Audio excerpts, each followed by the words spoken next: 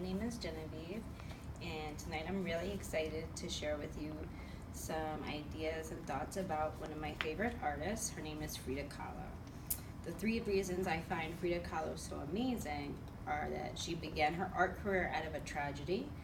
She had a very unique sense of style, and she had commercial success, and she still stayed completely authentic and true to herself.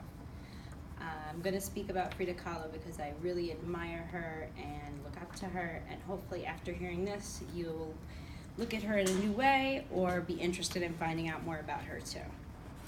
So the first thing I'm going to talk about is the tragedy that changed the course of Frida's life. First, when she was 6, Frida had polio, which is a disease we don't see very much anymore, but it left her with one leg skinnier than the other and in quite a bit of pain. And they actually say that she always wore long skirts to hide that. The next tragedy, she was 18 and she was in a horrible bus accident, and a handrail went completely through her pelvis and crushed her foot.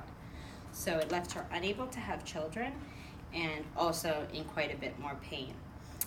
Before that accident, she was planning on being a doctor, but that accident changed the course of her life and left her wanting to really express herself through art. In an article for Medium, an author, Wes Kelly, speaks of Frida's art born of tragedy. Her horrible physical situation became her inspiration for her morbid and macabre paintings. She used her troubles as inspiration because she was her own muse. She is the subject that she knew best.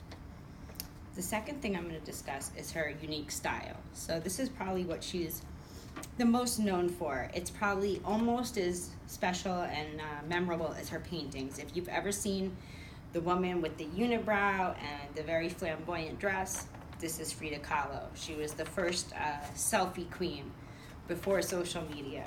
She used to mix traditional Mexican garments, which is where she was from, with more Western garments, and she made this signature style. In an article for CNN, Marlon Comer wrote, "Through her dress, she constructed an ethnic and political identity that spoke of the same duality found in her paintings and sent a highly political statement of cultural identity, nationalism, and feminism." So it was just more than just about the fashion. It was also her political and cultural identity.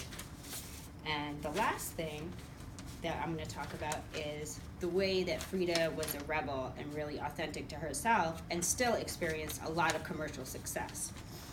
So commercial success is important, and for artists, they sell a lot of paintings, they want to sell a lot of paintings, but a lot of times they have to bow to the pressures of society. Frida's art was vibrant and somewhat dark, and she, like I said, did a lot of self-portraits, and she also lived her life to the extreme. She had a pretty famous marriage and various lovers, and was associated with the Communist Party. So despite of that, maybe because of it, her paintings sold very well. And until recently, she held the record for a painting sold for the highest amount by a Latin American artist. In El Decor, they reported on the sale. At a Christie's auction, one of her paintings has been sold for a truly all-worthy price to match $8 million. And just as a note, that was actually matched by her husband, Diego. So it's kind of funny. In conclusion, Frida Kahlo is unique to me because of the way that she transformed her tragic beginnings into an art career, her unique style, and also her ability to live her life to the fullest and still experience a lot of commercial success. I chose her because I find her inspiring and amazing, and hopefully after this, you guys will also find her so fascinating. Thank you, and have a good night.